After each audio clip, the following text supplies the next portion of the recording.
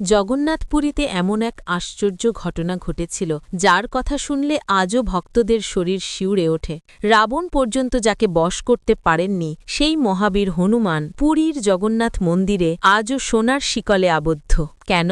এর পেছনে আছে এক গভীর দেবলীলা। অনেক যুগ আগে জগন্নাথ দেব যখন পুরীতে প্রতিষ্ঠিত হলেন তখন কাছের সমুদ্রদেব প্রতিদিন এসে ভগবানের পদস্পর্শ করতেন। প্রথমে সব ঠিকঠাকই চলছিল, কিন্তু একদিন হঠাৎ সমুদ্রদেব উত্তাল হয়ে পুরো জগন্নাথ ধাম ডুবিয়ে দিলেন। তারপর থেকে বারবার একই ঘটনা ঘটতে লাগল। এই ভয়াবহ বিপর্যয় ঠেকাতে জগন্নাথ দেব হনুমানকে সমুদ্র তটে প্রহরীর দায়িত্ব দিলেন। হনুমান সেখানে দাঁড়ানো মাত্রই সমুদ্রদেব শান্ত হলেন। তবে বিদায় নেওয়ার আগে সমুদ্রদেব একটি শর্ত রাখলেন, হে বাজরাংবলী, তুমি যতদিন এখানে থাকবে ততদিনই আমি শান্ত থাকব। হনুমান মাথা নত করে সম্মতি দিলেন। কিন্তু জগন্নাথ দেব একটি বড় কথা ভুলে গেলেন। একদিন পুরীধামে মহাসঙ্গীতে রামভজন চলছিল। ভক্তির টানে হনুমান পহলা ফেলে ছুটে এলেন সেই ভজন সভায়।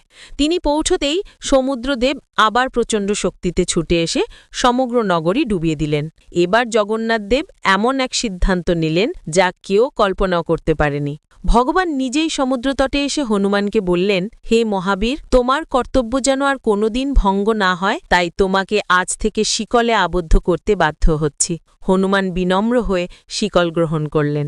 কিন্তু সমস্যা এখানেই শেষ নয়। সমুদ্রদেবের ঢেউয়ের গর্জন মন্দির পর্যন্ত পৌঁছে জগন্নাথদেবের নিদ্রায় ব্যাঘাত ঘটাত। এইটি দেখে হনুমান সমুদ্রদেবকে অনুরোধ করলেন, হে সমুদ্রদেব, আমার প্রভুর বিশ্রাম যেন ব্যাহত না হয়, দয়া করে আপনার গর্জন কিছুটা থামান। সমুদ্রদেব বললেন, এ শব্দ আমার নয়, পবনদেবের প্রবাহে সৃষ্টি হয়, তাকেই বলুন। হনুমান পবনদেবের কাছে গেলেন। পবনদেব হেসে বললেন, পুত্র, পুরীতে আমার না আসা অসম্ভব, তবে এক উপায় আছে।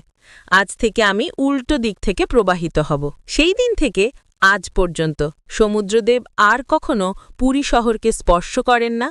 মন্দিরের ভিতরে সমুদ্রের কোনো গর্জন শোনা যায় না এবং জগন্নাথ মন্দিরের পতাকা আজও বাতাসের বিপরীত দিকে উড়তে দেখা যায়। যে স্থানে জগন্নাথদেব নিজ হাতেই তার ভক্ত হনুমানকে শিকলে বেঁধেছিলেন, আজ সেখানে প্রতিষ্ঠিত শিকল বাঁধা হনুমান মন্দির। ভগবান জগন্নাথকে মন থেকে যারা ভালোবাসেন, কমেন্টে লিখুন, জয় জগন্নাথ।